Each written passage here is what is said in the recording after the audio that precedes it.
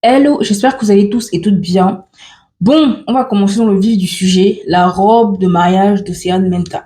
Personnellement, je vais donner mon avis, je vais dire ce que je pense de la robe et dire ce que je pense notamment de ce qui se dit un peu sur sa robe parce que je trouve que je ne savais pas qu'elle avait été inscrite à un mariage pour une lune de miel. Mais bon, tout ça, on va en parler.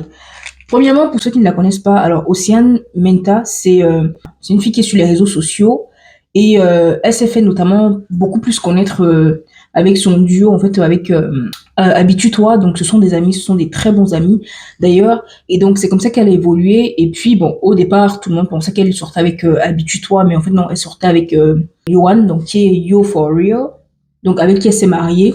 Donc, ce qui fait un peu la polémique ces derniers temps, c'est son mariage. Elle s'est mariée, je pense que c'était samedi. Elle a fait son mariage civil. Et les gens se sont offusqués de la robe qu'elle a portée pour son civil. Je vais vous mettre la photo juste là quelque part. C'est-à-dire, donc toi, tu cotises pour ton mariage, tu mets la robe de côté, mais les gens viennent s'offusquer de la robe que tu portes. Les gens viennent s'offusquer de la forme que tu as dans ta robe, que c'est Robocop, que c'est truc, que c'est truc. Moi, je savais pas qu'elle avait souscrit à un mariage pour une de miel.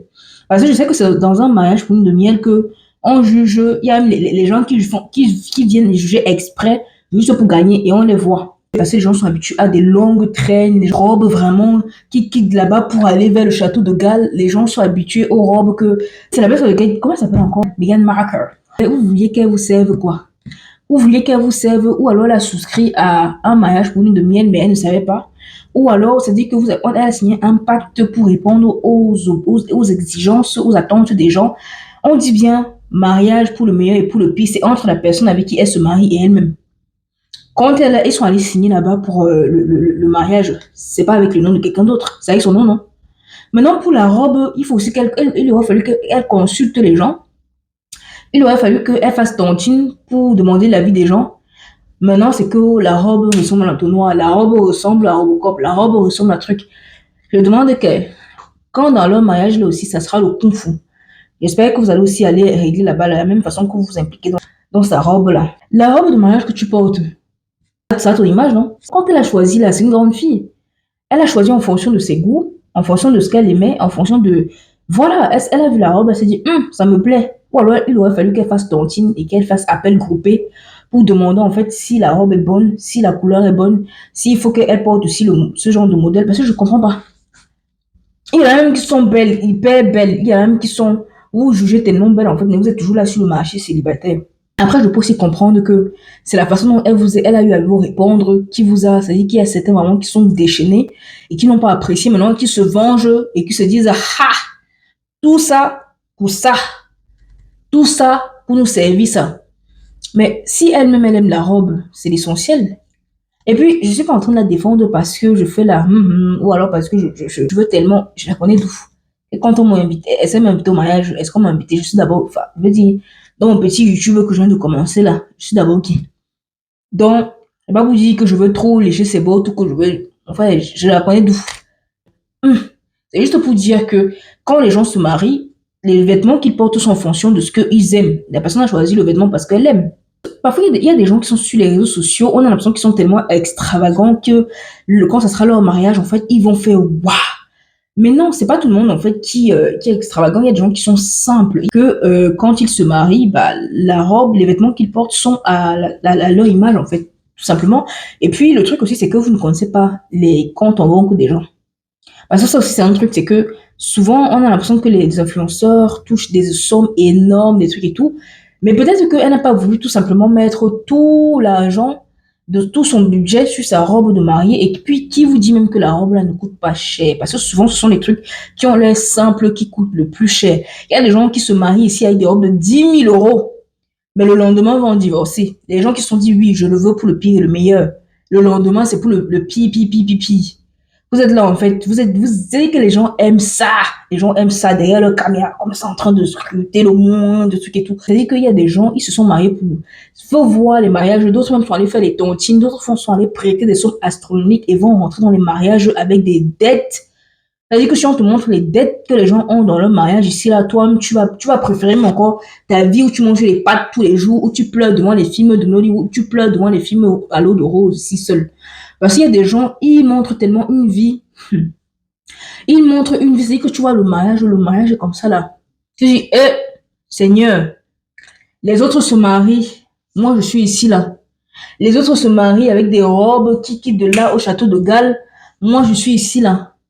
À quand mon tour?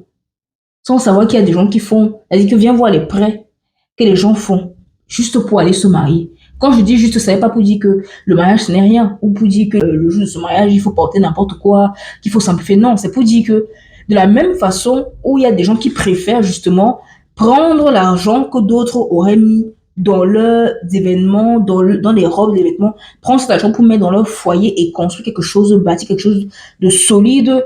C'est de la même façon qu'il y a aussi qui prennent cet argent, qui hypothèquent en fait tout cet argent pour un jour ou pour 2 jours en fait, pour montrer aux yeux de tous que voilà, on s'est mariés, voilà pourquoi. La finalité, c'est vous deux qui allez vivre là-bas votre réalité. Quand vous avez fini de montrer aux yeux de tous, voilà la robe de 10 000 € que j'ai achetée, voilà la robe de 20 000 € que j'ai achetée, ma réception a coûté tant. Dès que tu finis tout ça, parce que le mariage, c'est pas ça, hein. Le mariage, c'est pas les musiques, le DJ, les décalés chinois. Le mariage, c'est pas ça, hein. Vous allez finir de montrer aux yeux, comment on appelle ça, le proving. Le proving pour montrer aux yeux des gens que voilà, mon mariage a coûté tant, mon truc a coûté tant. Dès que tout ça là va finir, les pâtes et le beurre t'attendent tous les jours. Donc, c'est pas mieux. Tu vas accrocher ton sac là où tu peux décrocher, faire un mariage simple, mais beau, simple, élégant, et puis prendre l'argent en fait qui reste pour investir ça dans quelque chose tous les deux. Quand beaucoup critiquent en fait la robe de la fille là, moi je me dis que c'est tellement ça en fait, qu'il y a des couples qui préfèrent miser justement sur le après, pas sur le maintenant pour faire le proving en fait.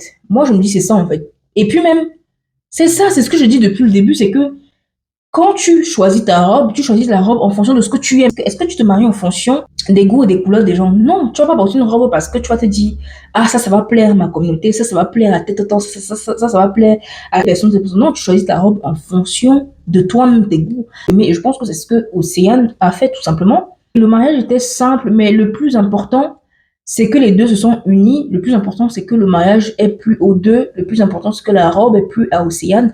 Et puis, franchement, la robe, elle n'est pas laide. Enfin, je veux dire, je dis pas ça parce que j'ai peur d'Océane ou parce que je veux dire, enfin, elle me fait quoi? Mais la robe n'était pas laide. La robe n'était pas laide. Ne mange pas chez quelqu'un ici, là. Ne bois pas le café chez quelqu'un non plus.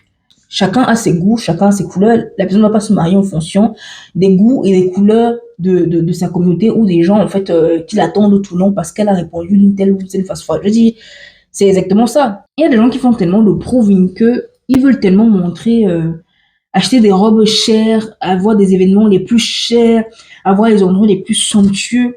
Il y a des gens qui misent tellement tout leur budget sur l'apparence de leur mariage que dès que le jour de leur mariage se termine, les 2 jours sur lesquels ils ont fait le mariage, ou les un jour, dès que ça se termine, ils vont affronter la galère là-bas. Mais en attendant, ils ont déjà fait le proving, tout ça pourquoi?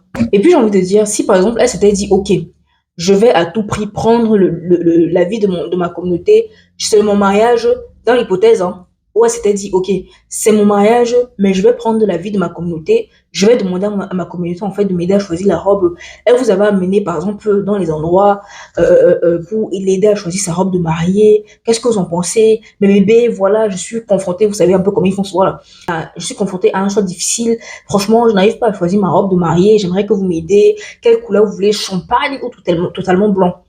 Les mêmes qui seraient venus l'aider là à choisir sa robe de mariage seraient les mêmes qui seraient aussi venus le lendemain pour dire, franchement, n'arrive pas à comprendre, une grande fille comme toi, comme ça là, tu vas te marier pour quelque chose qui est aussi important pour le jour de ton. C'est-à-dire qu'on dit un jour le plus important de ta vie, au lieu de prendre ton avis, parce que c'est ton avis qui compte, tu vas encore demander à tes abonnés, franchement, de nos jours, les réseaux sociaux, vraiment, les gens laissent tout la vie entre les mains de leur communauté, ce sont encore les mêmes qui seraient venus dire ça.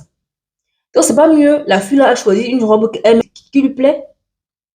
C'est pas mieux qu'elle ait choisi elle-même sa robe de mariée. Quand elle allait là-bas, là, qu'elle a dit oui à son mari, c'est pas quelqu'un qui était avec elle là-bas, hein. C'est elle-même. Donc, si ça a plu à son mari, ça l'a plu. C'est le plus important. Ça montre vraiment à quel point les réseaux sociaux sont vraiment toxiques parce que les mêmes qui t'adulent aujourd'hui, les mêmes en fait qui sont waouh, sont les mêmes qui vont te lâcher demain.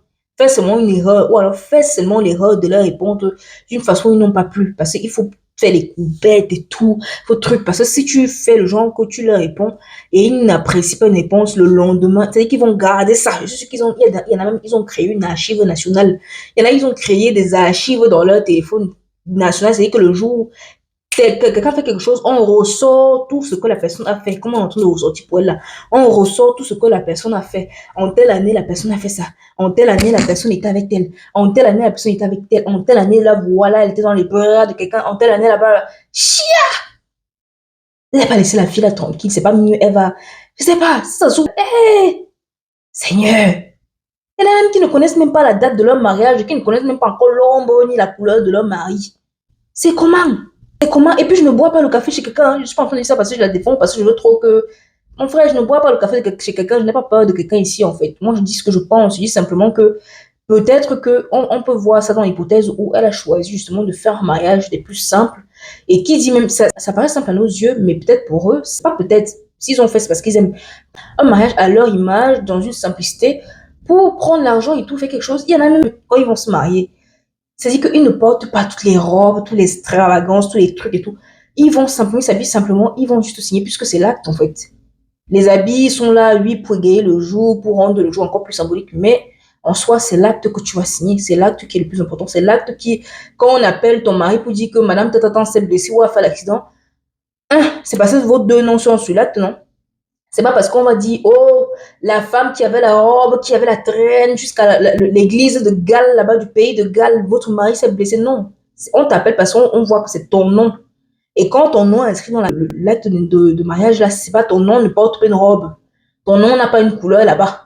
On va dire, oh, la dame qui était habillée comme si tu avais la robe qui coûtait 10 000, les mêmes robes, là, même, c'est pas les mêmes robes qui moisissent là-bas dans le placard. C'est pas les mêmes robes qui moisissent là-bas dans le placard et 10 000 euros, les trucs, peut-être vous allez revendre après. Mais en attendant, ça perd de sa valeur aussi, non? Voilà. Ça peut faire peur à certains qui veulent se lancer sur les réseaux sociaux parce que vous voyez bien les deux, c'est-à-dire que les deux visages des réseaux sociaux, vous voyez bien le revers de la médaille. Les réseaux sociaux, en fait, ça te met aujourd'hui en haut, le lendemain, ça te met en bas, tel une serpillère, on t'écrase. Les réseaux sociaux, il faut avoir le mental fort quand tu viens sur les réseaux sociaux. Vraiment fort à tel point que tu t'attends aux jours qui ne seront pas meilleurs. Les jours où on va te lâcher. Tu prépares ton mental à tel point que ça ne puisse même plus t'atteindre. En fait, sur les réseaux sociaux, je pense vraiment qu'il faut vraiment gainer son mental. Il faut gainer sa santé mentale au point où tu te dis en fait que, ok, la personne qu'on lâche, c'est ma personnalité des réseaux sociaux, mais en soi, ma propre personne, ça ne va pas m'atteindre. Parce que si tu laisses ça t'atteindre, en fait, c'est ta santé mentale. Et j'espère que, bon, peut-être qu'elle a éteint, elle a peut-être mis son téléphone sur quelque chose, que son téléphone à un proche de tenir le temps où elle est dans cette lune de miel, elle est dans ce moment avec son mari, ou alors parce que vraiment, si elle lit et qu'elle se concentre sur tout ce qui est en train de se dire là, vraiment, à moins que vraiment son mental soit gardé au point où les réseaux sociaux, faut vraiment, faut s'armer en fait. Il faut avoir le mental fort. Et c'est là que je dis souvent que j'aime beaucoup Kevin Aubin parce que c'est quelqu'un, malgré les insultes, malgré les critiques, que ce soit sur son site vestimentaire, que ce soit sur sa façon de se tenir, sa façon de faire ses gestuels, sa façon de... Bref, il est toujours aussi... C'est-à-dire que son mental est vraiment gainé en fait. Son mental est présent et il est toujours là. Il ne se laisse pas vaincre par tout ça. Au contraire, même, il revient encore tel un phénix. Mais oui, c'est en soi que je dis souvent que j'aime beaucoup Kevin Aubin parce que non seulement il est drôle, mais en plus, il a ce truc-là où il ne se laisse pas atteindre par les nombreuses critiques qu'il a pu recevoir et qu'il peut recevoir en fait. C'est vraiment quelqu'un qui est solide mentalement. Et puis je pense aussi, c'est ça, c'est le game. C'est le game. En fait, tu ne peux pas juste prendre les bénéfices positifs des réseaux sociaux et vouloir laisser le négatif, vouloir laisser les critiques. En fait, c'est un packaging en fait. Ça va avec tout. Ça va ensemble. De la même façon que tu prends les partenariats ou tu prends les trucs, bon, ça ne veut pas dire, ça ne justifie pas. Je suis pas en train de dire que ça justifie la haine que les gens peuvent déverser parfois sur les gens. Je ne suis pas en train de dire que ça justifie la méchanceté et les insultes que les gens peuvent déverser. Non, je suis pas en train de dire ça. Je suis juste en train de dire en fait que les réseaux sociaux, en fait, c'est quelque chose où, avant de venir, il faut vraiment gainer ton mental et faire attention en fait à ta santé mentale, de telle sorte que ça ne puisse pas t'impacter et que tu ne laisses pas ça te faire sombrer tout simplement en fait. En tout cas, je leur souhaite à elle et son mari le meilleur. Et puis même, il y a des gens qui sont belles ici là, hyper belles, Ceux qui sont en train de dire, oui, sa robe, tout, vous êtes tellement fort dans le wedding planner. Allez faire le wedding planner. Donc, depuis là, toi, tu reconnais que la robe là n'est pas belle. Mais c'est toi qui es encore célibataire. C'est toi qui es encore là. On ne t'épouse pas. Comment? Avec tout ton talent de wedding planner là. En tout cas, je leur souhaite le meilleur. N'hésitez pas à me dire ce que vous avez pensé dans les commentaires. Et puis, bah, salut. Je vais m'occuper de mes affaires.